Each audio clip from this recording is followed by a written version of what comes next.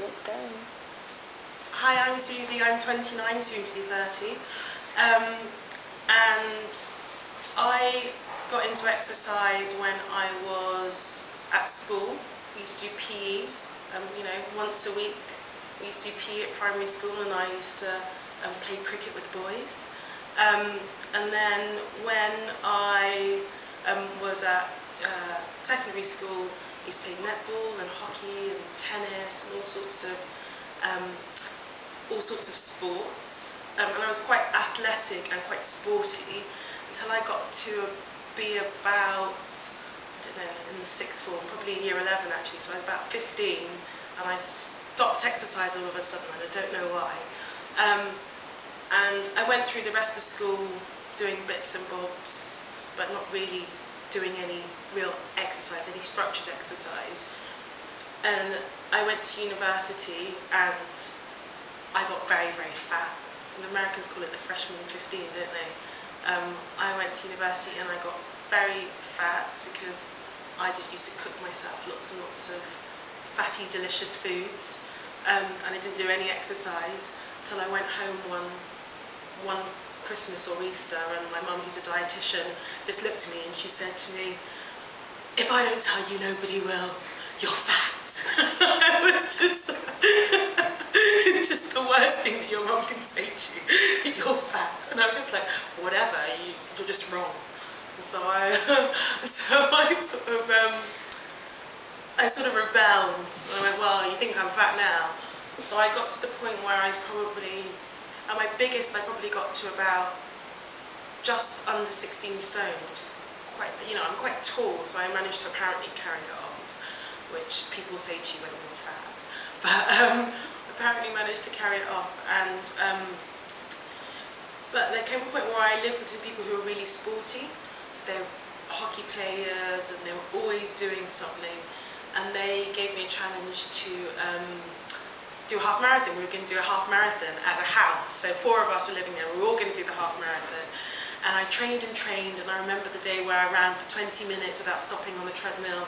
All my housemates were there, they were all cheering. I thought, yeah, this is brilliant, And so we went to do this great, it was called the Great West Run in Devon, and half of them dropped out. So in fact, only 2 of us did it. They didn't train, they didn't do anything. One of them got ill, so I ended up being the biggest person in the house with all of this weight to lose, which I was doing through running, and I ended up doing this half marathon, least likely person in this household to do a half marathon. I ended up doing 6 half marathons in the space of about 2 years. And I've just really got into running. I had a running partner, and we used to train about 3 or 4 times a week, and really made it a social thing.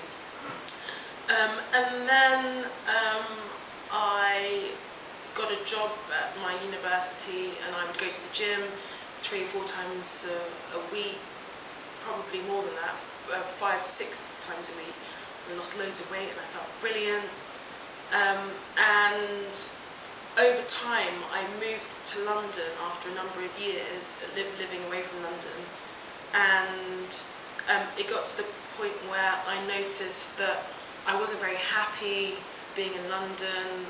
I had moved back and things had changed. I was expecting to come back and everything would be amazing, and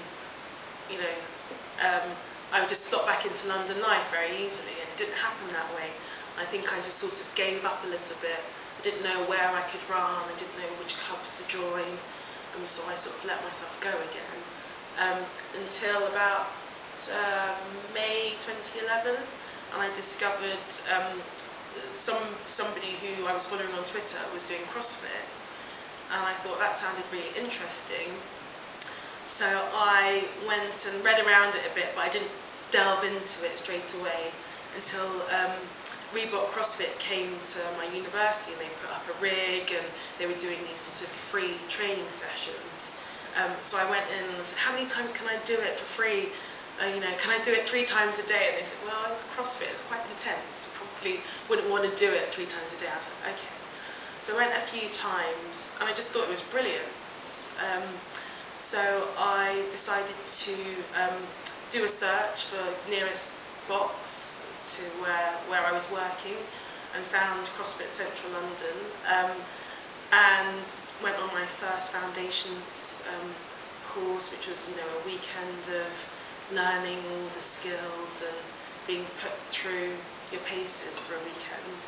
And I just fell in love with doing something that was for myself, that was going to give me my confidence back, meeting new people. And I just thought it was great. Brilliant. So what does your weekly training routine look like? Okay, so my weekly training routine right now is a little bit scant, but at the moment I'm doing CrossFit training twice a week for an hour. So I'm doing, so we focus on, you know, warm up, and then we have a skill or a strength to work on, and then we get into the WOD. So I'm doing that twice a week at the moment, playing netball once a week, and I'm trying to incorporate another cardio session into my week, because what I found with CrossFit is, although it's very good and very varied, I thrive on doing cardio, and I've lost that a little bit, so that's what I'm going to try and incorporate a bit more into my week. Cool. And what success with your training are you the most proud of? Oh God, well, today I did my first chin-up, which in CrossFit circles apparently constitutes an actual pull-up, but it's not really a pull-up. But I was pleased to get my whole body weight, you know, through my shoulders, through my arms, and get my chin over the bar. So that's mine for today. I don't know if it's my biggest achievement. I think my biggest achievement was probably going to my first WOD. You know, you're in this sort of cocoon of being with all the shy new kids and the elements, and doing all the, it's never easy, but doing all the easy things, and going to the WOD for the first time was brilliant. It's not really a training. What do you find the most difficult about training?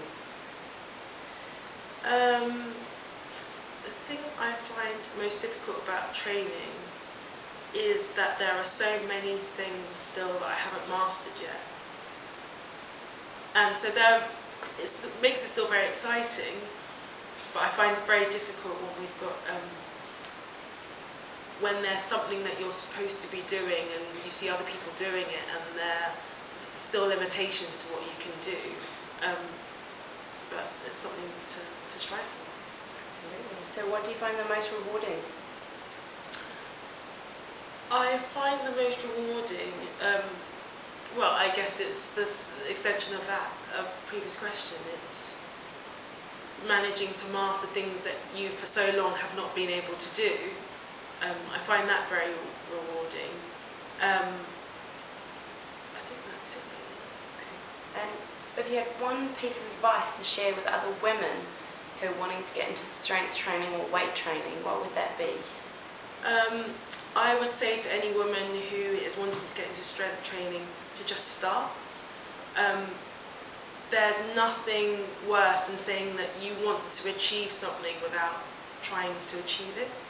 So you should go and get a personal trainer, go and join a CrossFit gym, go to the gym by yourself and just start lifting weights. Obviously you need to know what you're doing, but you know, you can start with free weights. I think that there's nothing worse than women thinking that if they're going to start weight training that they're going to get bulky, or that they're going to somehow start to look very masculine, or that weight training isn't for them. Everybody, you can only do what you can do, so you should just push yourself to do the best that you can do. So just start, really. Perfect. Suzie, that was amazing. Thank you so much. Thank you.